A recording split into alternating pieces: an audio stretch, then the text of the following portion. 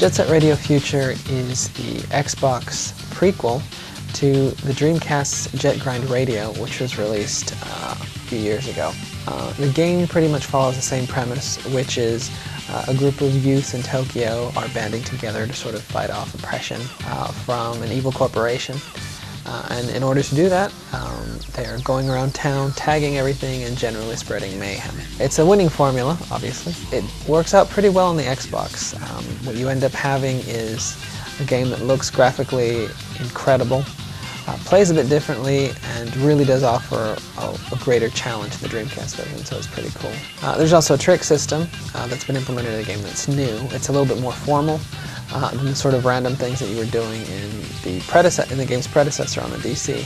What you end up having is a pretty basic system that turns out to be pretty integral to gameplay, because performing the different tricks actually sort of helps you access different areas in the game, because what happens is when you're grinding on rails or what have you, performing tricks actually causes you to accelerate, which in turn helps you make the kind of outrageous jumps you have to make in certain parts of the game. And also in certain levels, performing trick combos such as a hand plant, jumping into a half pipe and such, that will actually let you go deeper into levels by accessing places that look to be out of reach.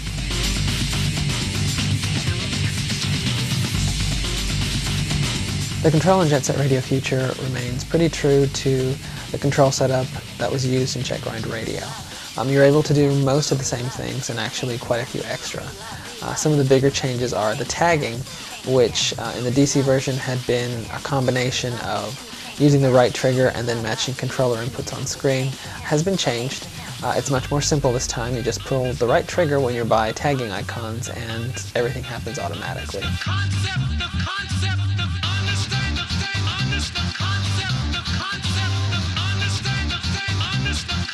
Gameplay in Jet Set Radio Future is a lot more open-ended and kind of promotes exploration, so much so in some cases you might find that it feels like a platformer, like Banjo-Kazooie or Mario, because as you open up new levels in the game by clearing them with tags and defeating the enemies in them, you'll actually open up new areas to explore, but you actually have to find the way to access those areas. In some cases they're like hidden behind a subway station or things like that, so you'll actually have to actively look within each level for the entrance, and in some cases they're a challenge to get to in and of themselves. What is love? What is free love? Love is free. Love is free. The challenge is interesting. I mean, it varies. The early parts of the game are sort of manageable, and the difficulty doesn't really spike until like later on, but when it does, you'll probably find that there's going to be a point where you just need to kick back and work on perfecting your skills, because you're not going to be going anywhere until you know how to do some of the crazier stunts in the game. But that's cool. Right on! Yeah! Graphically, Jet Set Radio Future looks pretty amazing. They've taken the cell shading technique and really expanded it. The areas are massive, and not only are they massive, but they're also sort of alive, because you will find a great deal of traffic and activity in them, like pedestrians, like traffic, random birds, smoke, and all kinds of other things that are just sort of like going on as you're skating through the various levels, and it's very cool because the city definitely feels a lot more alive.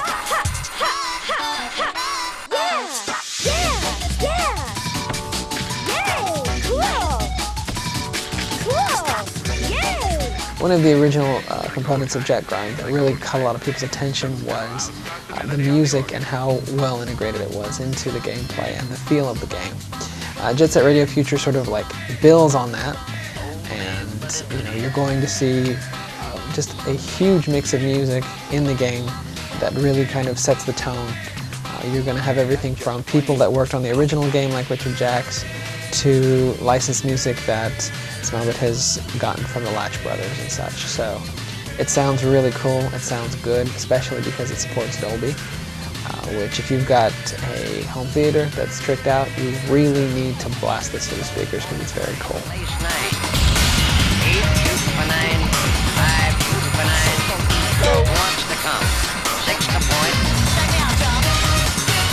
Jet Set Radio Future really does stand a cut or two above most of the Xbox titles that are currently available for the system. It really is kind of in the upper tier near Halo because it's got some really incredible graphics. It's extremely playable.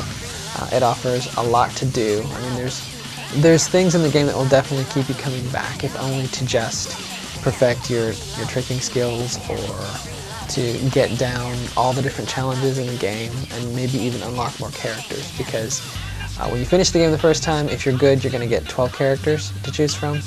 But if you're dedicated and you really stick with it, you can get an entire, practically another army of them to play with, which is very cool. And it's also got some multiplayer modes, which aren't the best in the whole world, but they definitely offer you more to do in the game than just sort of sit down and finish it. So it's certainly worth checking out if you own an Xbox.